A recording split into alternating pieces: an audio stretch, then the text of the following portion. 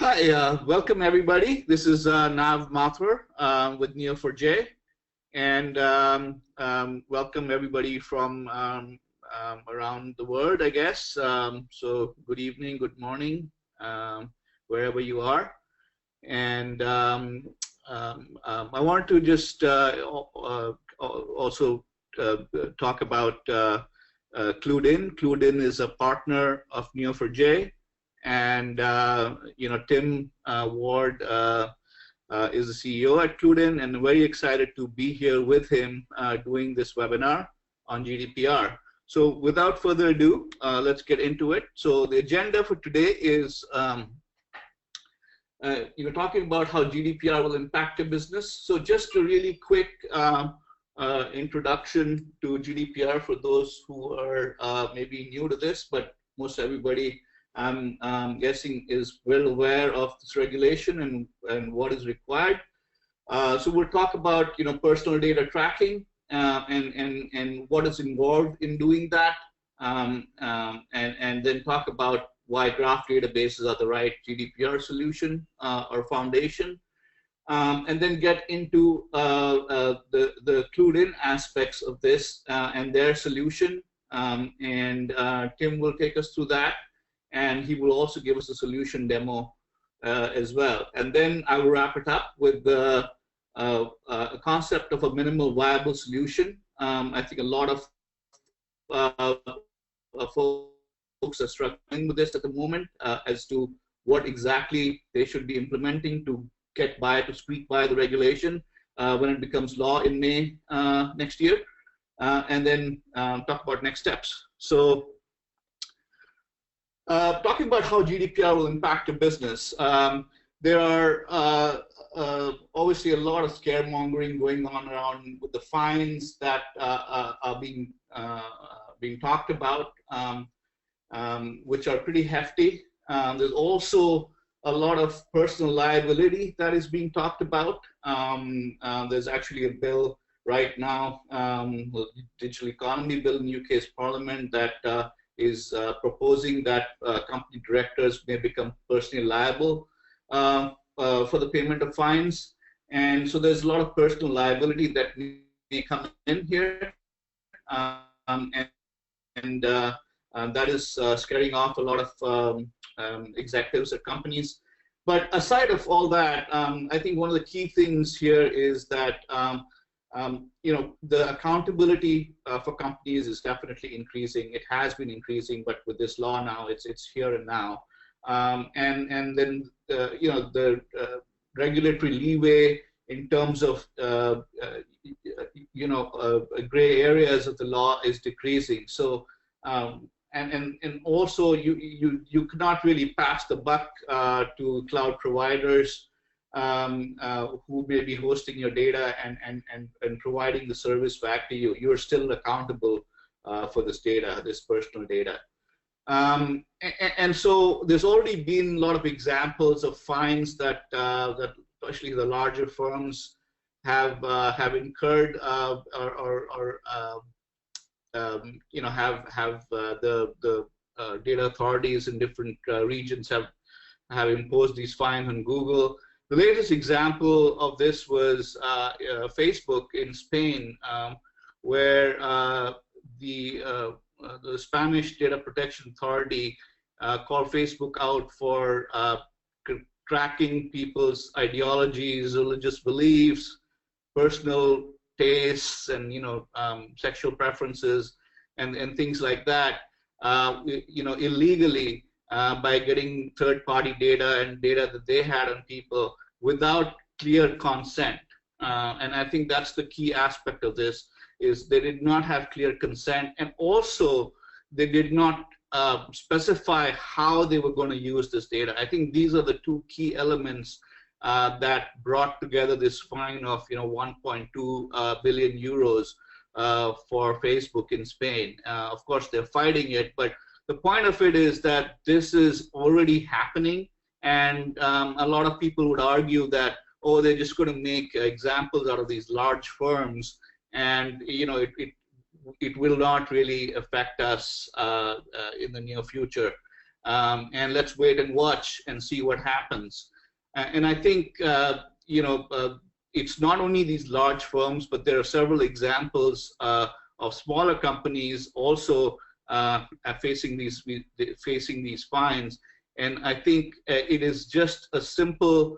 At the moment this becomes law, it's just going to be a simple a request or a letter from your local authority asking you to just explain how you're compliant, and that's all it takes to get the ball rolling from their side. And so I think clearly something has to be done in order to be compliant, and hopefully what we will show you today is what is the most straightforward and way towards a solution for GDPR. So with that, let's talk about what aspects of GDPR really kind of conform to the solution that I've been talking about. We have tried to make it pretty straightforward and simple for you. We sort of have this grid which talks about what data do you have, what's the personal data do you have on the subjects, have you clearly identified what that data is, where is this data stored, in which system, in which application, do you have a clear understanding of that, and over time, how does this data move from system to system as this subject is more ingrained in they go from somebody you market to they become a customer to as they progress from a process perspective within your organization. How and when did you obtain this data? Do you have a clear understanding of how you got this data? From where did you get this data? And then why do you have the data? What are you using it for? What purpose? What is the usage? And who in your organization has access to that data, to this personal data? And do you have permission to use that data? Do you have the consent? Do you have the consent for a specific purpose? Is this data secure where it is being stored and how it's moving from place to place? And how does this data travel through your systems? And does the data ever cross international borders? I think this is another key one where I think you have to clearly put in the GDPR register where the data is crossing EU boundaries. So I think these are the key aspects of GDPR and what you need to really record from a register perspective. Register is a key requirement of GDPR in Article 30. So the burden of proof is on your organization, and how do you sort of solve for that, right?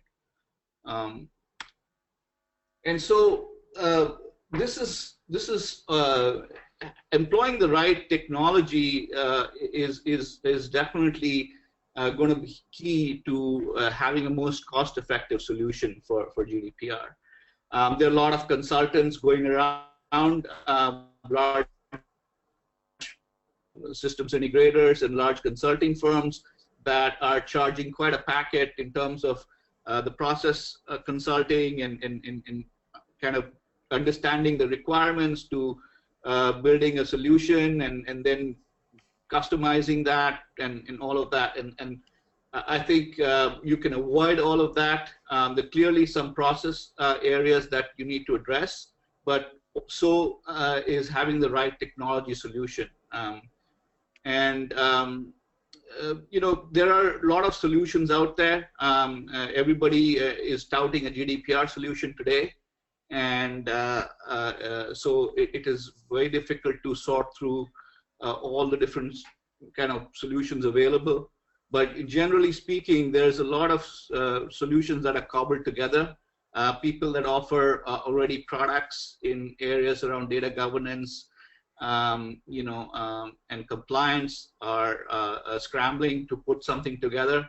And generally speaking, they are bringing together 3 or 4 different products that they already have together with some consulting to put it together. There's also a lot of products, you know, that are or a lot of organizations that have a good understanding of what GDPR requires, but have traditional technologies that they're bringing to bear here. You know, I think each comes with their own angle.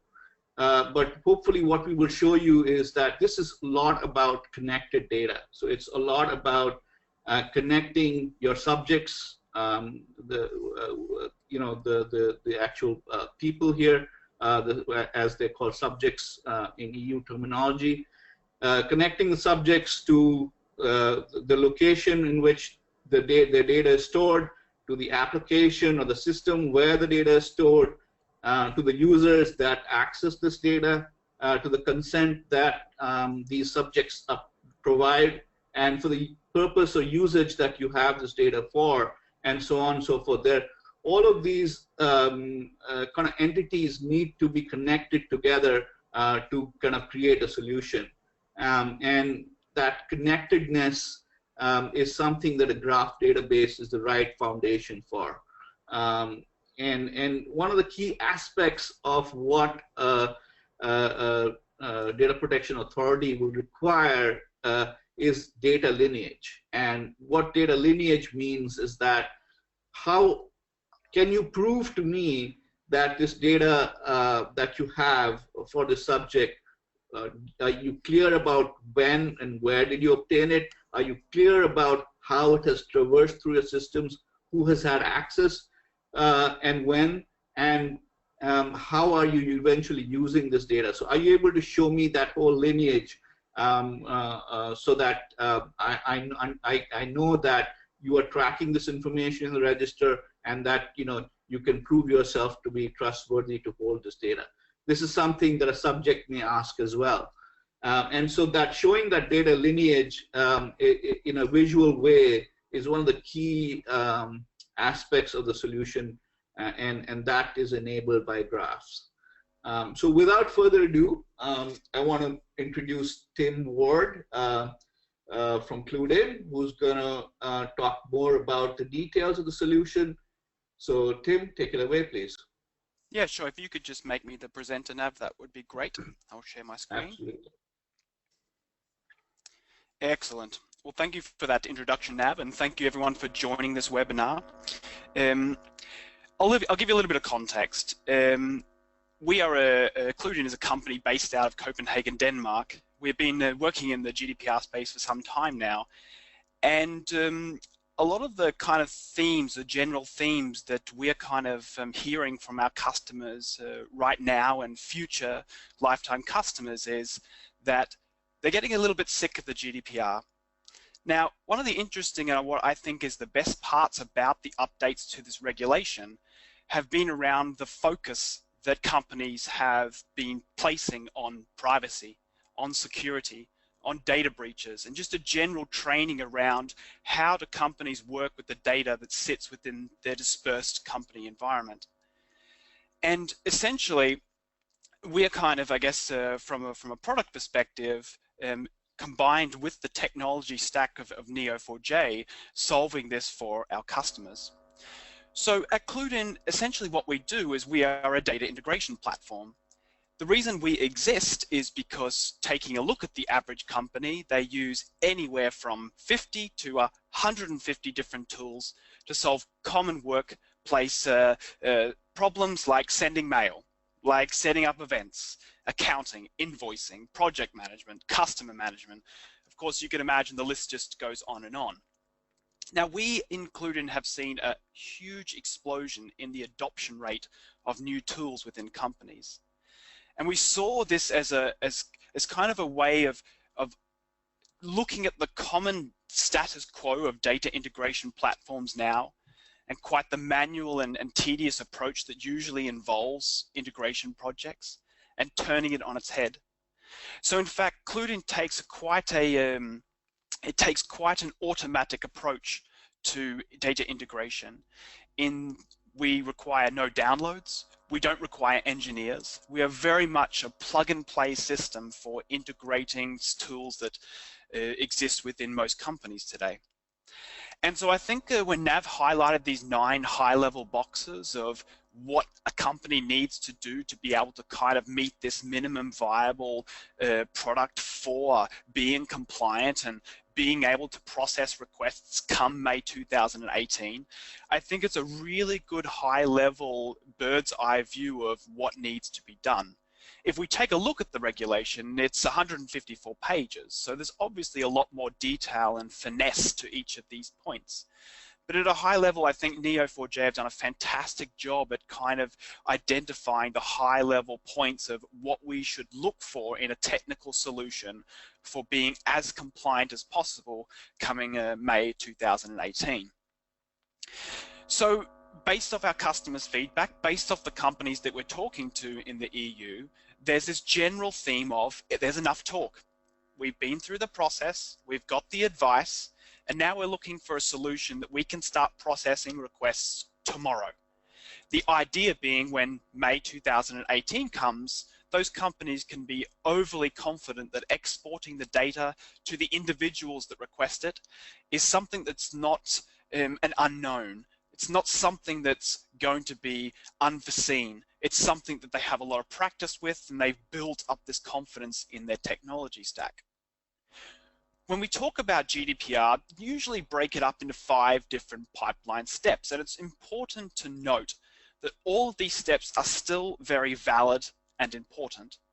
So most of the companies that we talk to are actually right now in the process phase, in that they've got the advice from their internal legal groups or external consultants. Now they're going and implementing the processes in the different departments of how they will physically not only work with their current data, but be able to facilitate these requests come May 2018. Now, CluedIn, we focus on the technical solutions, so that's where I'll be focusing today. But I also wanted to touch on the fact that there's also training and validation that comes after these steps. The training is mainly not only from the training individuals on how to use the technical solution, but also to make internal staff much more aware of the importance of privacy and data in the common day. From a validation step, this is actually when we're consulting with a lot of our customers and finalizing their GDPR solution. This is actually one of those steps that is often missed, i.e., what is a company required to actually export in these reports? And how do they validate that they're not sending out potentially other private information about other individuals in their exports? So we're going to cover the technical solution side of these things that at CluedIn we help out with a lot of these different stages to automate this process. So let's go back to fundamentals.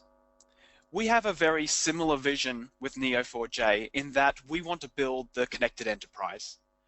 And like Neo4j, it's all about one single idea, and that is you need a uniform way, one single way to get access to your data. And that is connected data.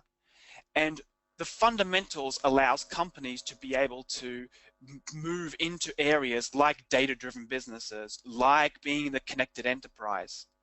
Now, one of the coincidences behind this is that if a company was to go back to basics, go back to square one, and design a technical solution that could help process requests for the GDPR, it just so happens that having all your data in one place, connected, enriched, cleaned, and validated, is the exact same technical solution that you would provide today. So why now? Master data management, or connection of data, or building the connected enterprise is something that companies have been wanting to do for 30 to 40 years. And there have been some fundamental shifts in technology that have allowed us to be able to increase the precision of solving something like automatically connecting data between different systems, especially when it comes to connecting data around individuals. Let's start with the technologies. There are 2 fundamental technologies that have allowed platforms like CluedIn to increase the precision of us being able to produce solutions for GDPR. The first is obviously the graph, and for us, that's Neo4j. One of the fundamental game-changing ideas behind the graph is its actual data structure. And for us, it all revolves around its innate way to store context. When it comes to figuring out and analyzing data from discrete, ambiguous systems, it could be noise, it could be extremely valid. Using the graph, once the data is stored in a connected way, one of the most important things is that every single thing surrounding an individual is saved in context. We know what documents are connected to them. We know what mail is connected to them. What this allows us to do as a data integration platform is that when we're pulling information out of the graph and processing it in our processing servers, whatever decisions we make in those processing servers, when we persist it back to the graph, it has a natural data structure, a natural data store to be able to maintain context. This is something that your traditional relational database or document-based store or search index, although could be bent into doing this type of thing, was not designed from the ground up to solve this type of problem. Now, the next technology is machine learning. And for machine learning, you could categorize as a topic. At CluedIn, we'd like to categorize it as new engineering techniques. Now, machine learning is not the silver bullet. It's not something that has turned this knob from not solved to solved. But what it has done is it's increased our ability as engineers to be able to increase the precision of us connecting data and inferring relationships between data in an automatic way. Now, it goes without saying that when it comes to APIs, it's very uncommon today for most products, especially SaaS products, to be released without an API. In fact, most of the pivotal companies that brought SaaS into the world started off with this idea and propelled this idea of when a company is using a tool, the data that they put into that product is their data. They have the right to be able to get that data out, to post new data into it, to be able to feed it into other systems in a very easy way. Now, when it comes to solving the problem of GDPR from a technical perspective, this makes the problem just that much easier to solve. You do not see a lot of products released today that are released without the ability for platforms like us to get access to the data and therefore use that information to try and make sense and potentially connect it to individuals. In the end, this all comes down to the business value of being able to find every single thing your company knows about an individual in one single place. It also goes without saying that with technology has come the ability that most technologies these days are low cost. Now, what this means is that for having a GDPR solution and a data integration platform, this is now something that not only the big enterprises and big large companies can afford. In fact, utilizing technologies like Neo4j, it allows even the smallest of small companies and startups to have a very viable GDPR solution without the huge price tags. Finally, I'm going to go into detail on the machine learning part of things. What I'm wanting to highlight is that machine learning is not the answer to solving the problem behind making sense of structured and unstructured data, which of course is one of the big parts of solving this regulation update.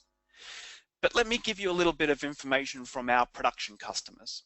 I'll give you a real example. So one of the parts of the regulation is the ability to be able to identify individuals within image. So what we call this in the machine learning space is image object detection or image object recognition. Now at CluedIn, we use a couple of different libraries to solve this, which allows you to search for an individual and find images that they're contained within your company's data. One of those libraries is called Torch.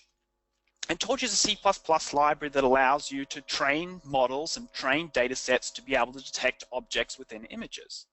Now, when I place my image from myself at my brother's wedding, it comes up with some really interesting results. Well, first of all, it comes up with the fact that it's detected 92% suit, 5% bow tie, and 2% a penguin. Now, the skeptics in the webinar would say, okay, that's done a relatively good job, but then I would question, why didn't it say glasses? Why didn't it say male? Why didn't it say hair? Why didn't it say something else?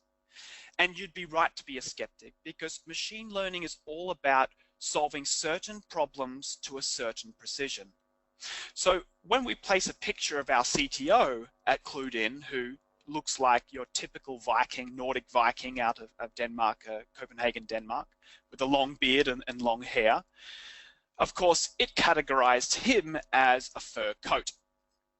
So what I'm trying to highlight here is that machine learning doesn't solve the problem that's necessary to solve a technical solution for GDPR, but rather it can be used to facilitate in combination with existing techniques that have existed for 30 or 40 years in text processing and classical master data management to give you a true automatic unified view of an individual. So then why is this problem hard to solve from a technical solution?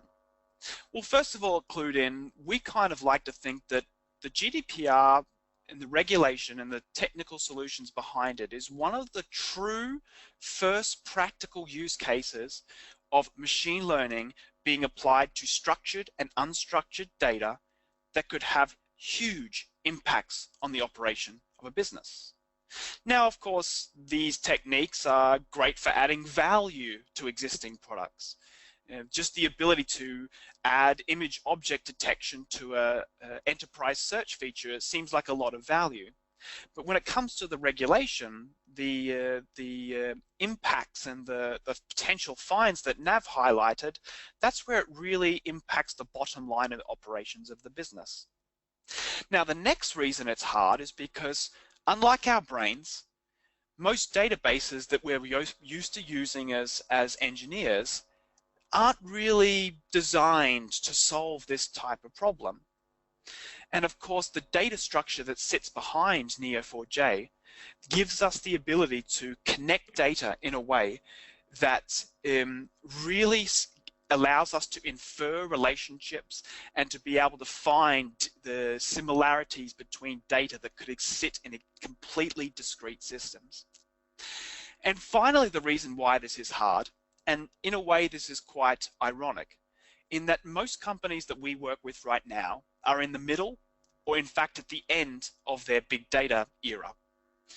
And I guess the irony of this is that companies have been told by the market to collect data, every single piece of data they could possibly have from all the analytics systems. And to be honest, most of the companies that we're talking to, for a long time, that data has been laying dormant.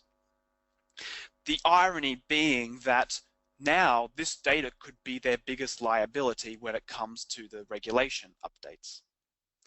Now, to go into the specific reasons why CluedIn takes a particular machine learning first driven approach to solving the problem and providing a technical solution to give a unified view, I wanted to highlight a couple of the techniques we use that allow us to kind of give the biggest precision level of being able to identify users.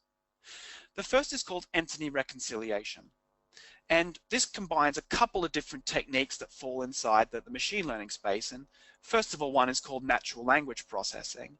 Essentially, this describes the idea of being able to make sense or structure out of unstructured text or unstructured documents.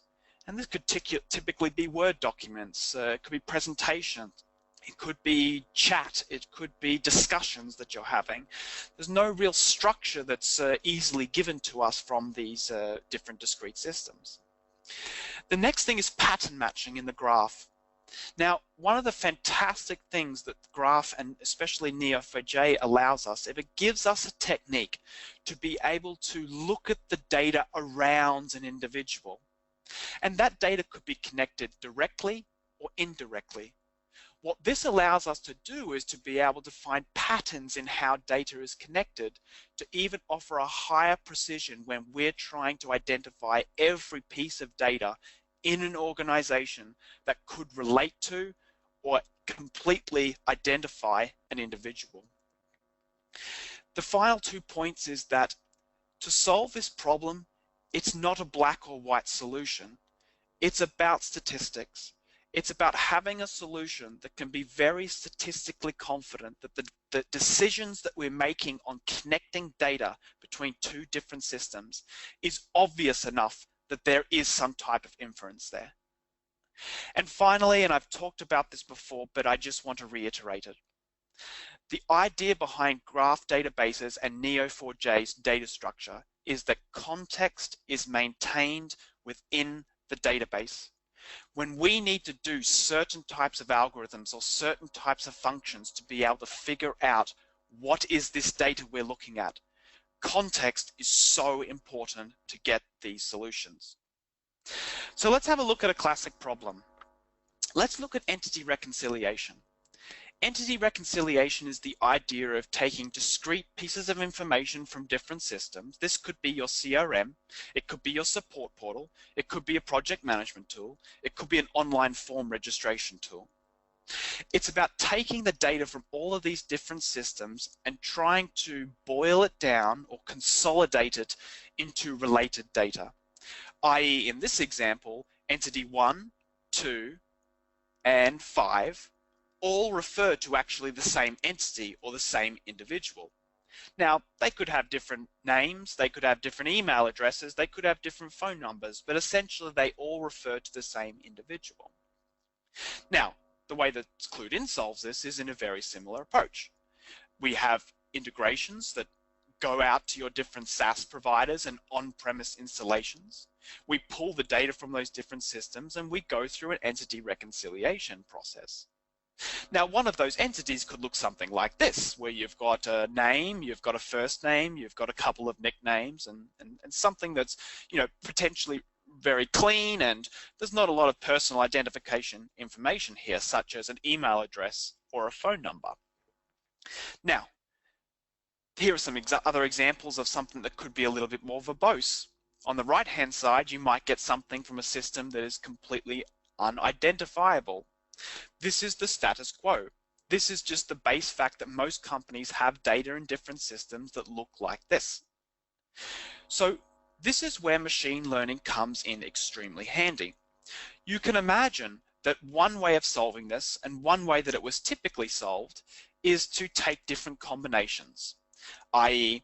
if a person's first name and last name is the same, if their date of birth is the same, and if they work at the same company. Well, let's say 77% chance these people are actually the same person. This is where machine learning comes in. This is where machine learning flips this on its head. Instead, we use a function called the random forest. What this allows us to do is it allows us to tell an algorithm, here is a whole bunch of people that should be merged, and here is a whole bunch of people that should not be merged. What the algorithm does is it reverse engineers all the different combinations of property overlaps that would typically result in 2 people being merged into one single individual node within the graph.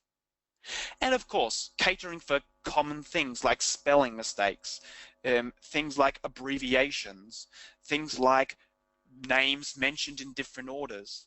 It's also worth mentioning that the way to solve this changes from the different countries and the different languages.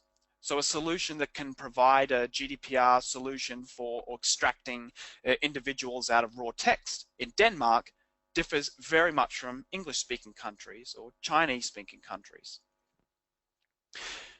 So after all of this, when we talk to most of our customers, they're after a practical solution. And this practical solution essentially boils down to one question. I need to be able to look up an individual via all known identifiers and have one place where I can export their data within minutes. And before I show you what this looks like with CluedIn, the CluedIn mission is essentially is summed up in one kind of discrete sentence. That is that we at CluedIn want you to get back to work. We want you to get back to the products that you're building, to the databases that you're improving, to the services that you're offering. And the way we do this is that we are a turnkey integration, i.e. we have over 100 plus out-of-the-box integrations into the most common of tools that companies are using today, ranging from CRMs to project management tools to support tools, even enterprise tools like Salesforce, Dynamics. Depending if it's on-premise or not an issue at all. We have the support for you. So in fact, we can have companies up and running on CluedIn, backed by the power of Neo4j within minutes, instead of huge, tedious integration projects. So let's have a look at what this looks like. What I'm going to do is I'm going to use an example that I'm hoping most people on this call will have some context around. And that is looking up an individual, which is the CEO of Neo4j. Now, for those who know Neo4j, you'll know that the CEO of that company is Emil Efrem. Now, here we have CluedIn, where we've plugged in all the different tools that we're using within our environment. Now, all it's a matter of is looking up Emil through in the system. And what's most important is that we have one individual record where what we call the unified view. Now, this unified view gives us pointers to every single piece of data based off our internal tools that we know about Emil in one single place. Now, what's also important is that through the request, it's required to identify an individual as themselves. So you can ask that individual requests like, can you confirm your email address? Can you confirm your phone number? It's important, therefore, that for very common names like my own, Tim Ward, it's most likely that you could have two or many Tim Wards within your personal or your company's data. So it's so important that you're able to look up individuals via any known identifier. Now, let's export this data. So we go into our individual record. What you may have noticed before is that we have data on Emil that spans from multiple different systems. We have information from social accounts. We have information that has come from, general mail. And if we go down here, you can see, for example, a time that Emil invited me to coffee over at Malmö. What's important is that we need an easy way to be able to export this data. And all it is a matter of in CluedIn is taking this ID, moving over to our GDPR API point, plugging in that ID, and pushing through a request. Now, you as the individual who requested that will get a nice email address to download this data. So let's download that. That's going to download email's export report. Now, it's important to identify that we need to export this data in an open data standard format, so this could possibly be sent on to other data controllers. Now, if we have a look at the data within this, essentially what we have is a full export into an open standard format that contains all the information that identifies or leads to the identification of Emil in one single place. Not only that, but we have all the origins of the data, who has access to it, if it's encrypted, i.e. checking all the 9 boxes that Nav and I have mentioned in this webinar. Now, it's also important that you export a report to Emil that he can understand in a very aesthetically easy to understand way. So let me show you what that looks like. I have an example report that we have right here.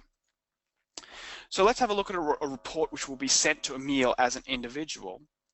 Now, CluedIn builds this report and allows you to send this to the individual. We call this the personal data report, where not only do we give you an individual a breakdown of all the information that we have identifying this user, we break it down by the source, but we also give you a breakdown of the types of data, the consent and where it came from, and even individual links for that individual to look at the exact data that that company has on the individual. Now, why this is important, of course, is because the export is something that's not understandable by Emil, but the report is. The export is mainly for exporting in an open standard into other systems. So that's how we at CluedIn offer a solution for customers to be able to export and process a request within minutes instead of days. So Nav, I will give you back presenter mode, and so you can continue. There you go. Great, Tim. Thank you so much. That was a great demonstration of CluedIn's technology. And just bear with me a moment while I replay this. And there we go. So I think that you know, I want to just highlight sort of what Tim said earlier there. I think we've been programmed over a period of time to basically grab any data that we can get a hold of on individuals and dump it in a data lake these days, and say, okay, now let's just grab the data. We'll think about, you know, how we're going to use it later. And I think that is what is now changed with GDPR. And Australia is planning to implement GDPR. India is thinking about it. In the US, it's called PII, not as stringent yet, but I think this is going to evolve. And I think one of the key areas is you need to be clear about how you're going to use the data. And I just wanted to highlight that point because I think that's so important. So what we have done is that you know, obviously there's a lot of, as you can see, complementary technology from Neo4j perspective. It's our core database engine, the graph database, and then also sort of the framework around that with the data model and you know, the integrations, and also visualization is a key aspect of GDPR reporting, because I think if you're able to visualize this data, especially able to show the subjects and the data protection authority in a visual way how all of this data is connected. You know, I talked about data lineage as an example.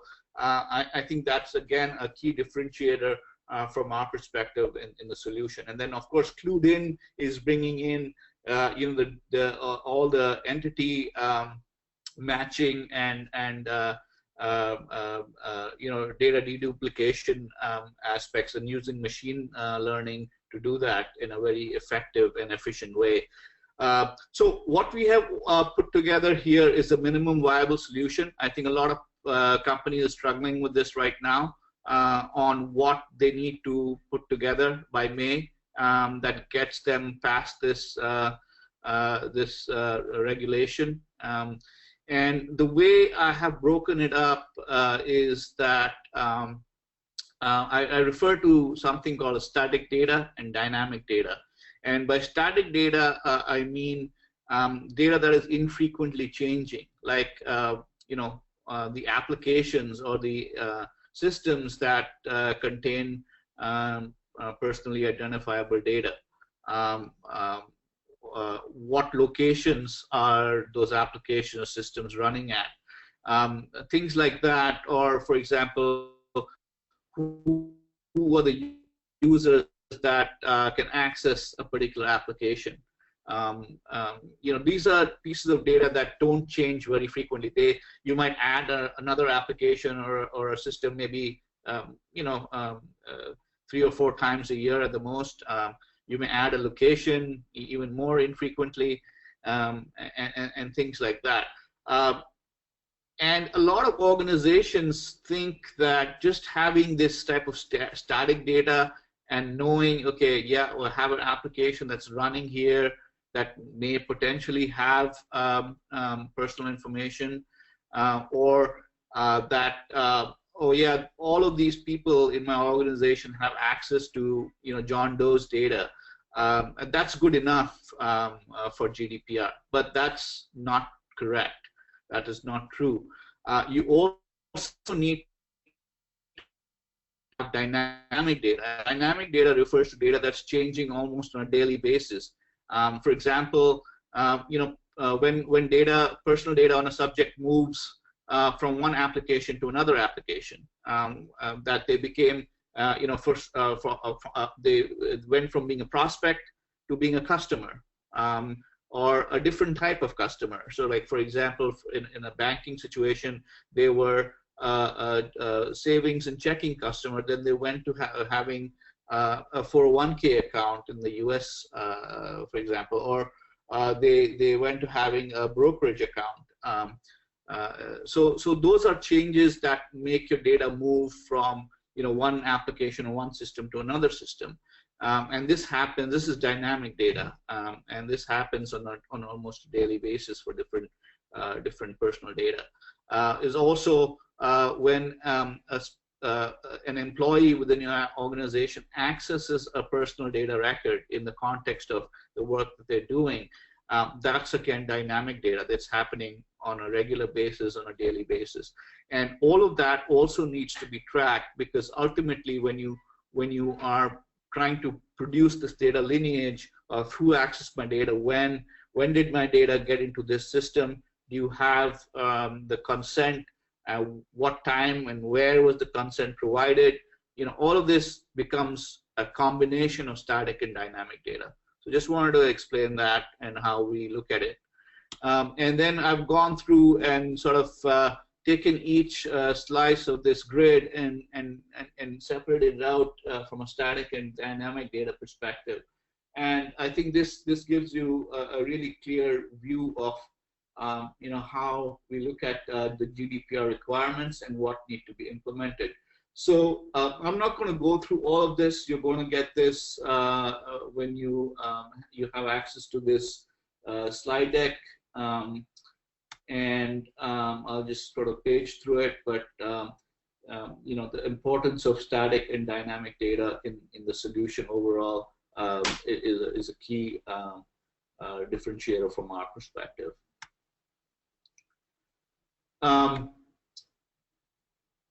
And these are sort of the reporting requirements. Providing a view into the GDPR register for the data protection officer to respond quickly to regulator requests, and being able to provide them an interface to actually go and look at your data.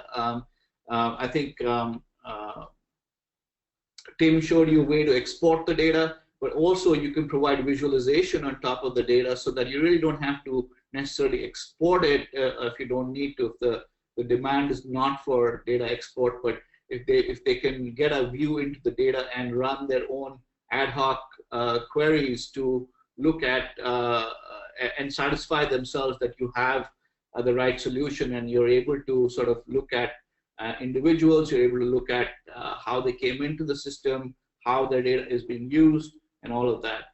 And providing a UI or a programmatic interface for subjects to view and alter the data, and provide and revoke consent, be able to transfer the data to a different provider, and things like that are very essential part of the reporting that is required, or the user interface that is required for this solution. So like I said, we've got a framework, we've got an architecture as well as part of that framework, so we have brought in the best complementary solutions from both Neo4j and CluedIn perspective to make this a real solution for you. Including all kind of enterprise features. So if you're looking for on-prem solution, this is what it would look like. And going back to, again, the connected data and visualization of data lineage is a key solution differentiator, because this is all about connected data, as I mentioned earlier. And being able to sort of providing data lineage capability is no easy task, because if you look at traditional technologies like an RDBMS, anytime you have more than 3 or 4 joins, you start getting into queries that on certain, depending on your underlying hardware, but in most cases, once you start going more than 3 hops and 3 joins, you start getting into really heavy performance problems. And sometimes as that increases, your results may not even return from that. So it's extremely difficult to show lineage in a tabular form also. So if you have rows and columns, for somebody to basically go and figure out, okay, where did the data originate, and trace it back through the rows and columns back to, you know, where it is being used and how it got there, is extremely difficult. Even if you can get the results out in a single query, additional technology.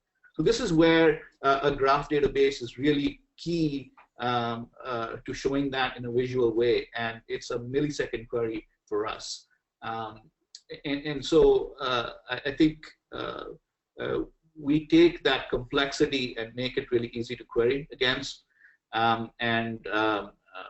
You know, if as you are adding additional applications, adding additional consents, adding additional usage, adding additional locations, all this is extremely easy to add schema elements into Neo4j, and this is not something that we need to rewrite code for, or rewrite and have downtime in the system, have a new release, and so forth. So this takes, you know, the time to deployment is really critical, and it takes away, you know, it really improves that time to deployment every time a change happens like that, which you would expect in a GDPR solution.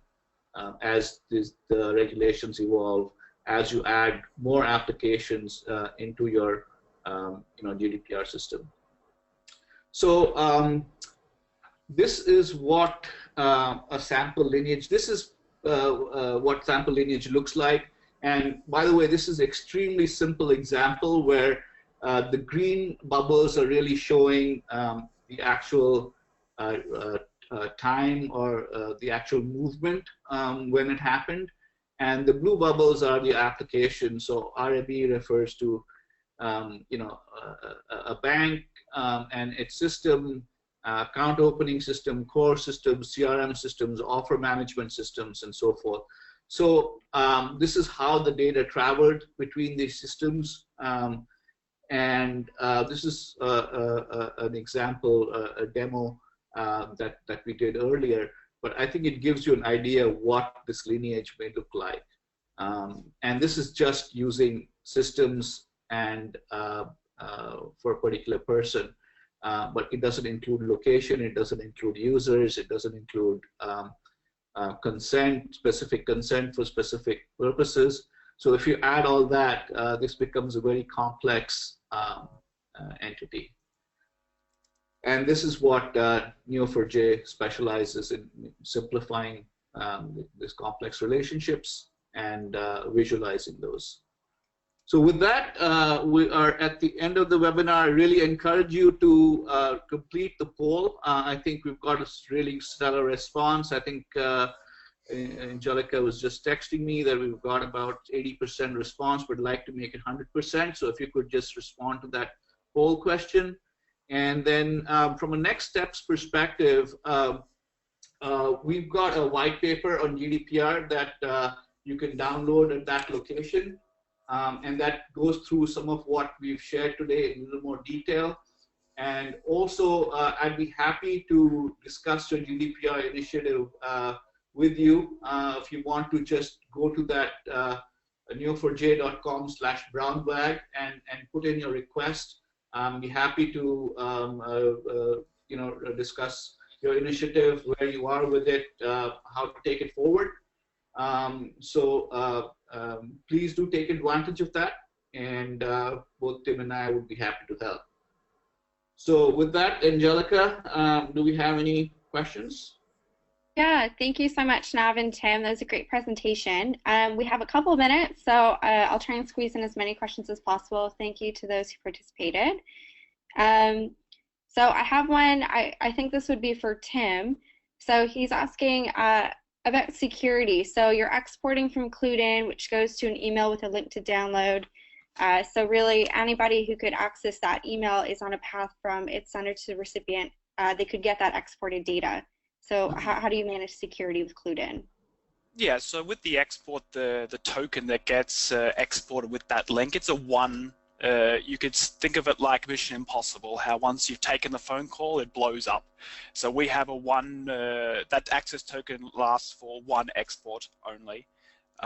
So that's how we kind of help out with that, without that email not being potentially leaked into other environments as well. Great. And then the demo was built on fairly ideal presumptions. So all of the data is in the Neo4j database. So what would you do with a situation where you have several information systems, different vendors, architectures that are in daily use, and you have new data and edit flowing daily into those systems? Is there kind of a universal system which can feed into the Neo4j database real time, or how's that managed?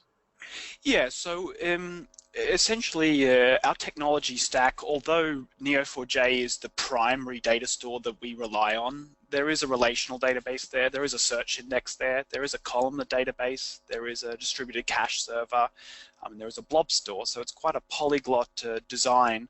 What this allows us to do is use the right database for the right job. It just so happens that Neo4j for a lot of that is the right job. And the way that we offer data to get into our system, it's in three different ways. First of all, we have our REST API. We have a standard model, what we call the clue. It supports structured and unstructured data. And so it's a model, a generic model that kind of any system can bend its data into. And that's what we understand. That's the model that we understand. And that data can be entered in a classic HTTP post, so posting to our REST API endpoint, or it can actually be done through a stream as well, where we offer you essentially an endpoint where you can stream data in from potentially Apache Spark or other streaming services. It could be Azure Data Lake. We have a couple of customers using the Data Lake right now in Azure. So it goes without saying as well that you know, a lot of the platforms, the more modern platforms today, do support real time. Some call them webhooks, some call them push notifications. So as soon as the data goes into those tools, it's actually pushed over to us immediately as well. Not all tools are like that. You know, some of these kind of tools that have been around for, you know, good 15, 20 years, that's still the, you know, the standard polling mechanism that we go back and get the newest data every few minutes. But we do support streaming in our API. That's the best way to stream live data into our system. It does go without saying that we are not a real-time system, i.e. data that is streamed into us. It could be a few minutes before you see it within our platform. You can probably realize it's because we're trying to clean it, to validate it, to enrich it, to connect it in the graph, to run the entity reconciliation, to run other text processing techniques to, in the end, be extremely confident that if we are merging data between Tim Ward and Timothy Ward, that these are the same individuals. Angelica, I'd just like to add to that. I just want to share this architecture picture back. So if you look at the bottom of that picture, these are all the specific systems any enterprise would have. I mean, this could be you know, mainframe systems. This could be, you know, databases, or they could be, you know, the SAPs and Oracles of the world. Or your own custom implementation for something. And the idea is that the static data would be batched together. When I talked about the static and dynamic data, so the static data would be batched together and ingested into Neo4j. And the more of the real-time information, the dynamic data would be coming in through a data buffering technique. So it could be a Kafka queue, it could be a Rabbit queue, something like that. That buffers that data back into Neo4j. And that's how we integrate the disparate systems back into the Neo4j store and graph it there. And then also, once you have a request to be forgotten, or your subject is asking for consent to be revoked for something specific, that's again a request that's flowing down from Neo4j back into those systems, and those systems then provide a script or an adapter or a connector that can go and ensure that that aspect is secure deleted from their systems.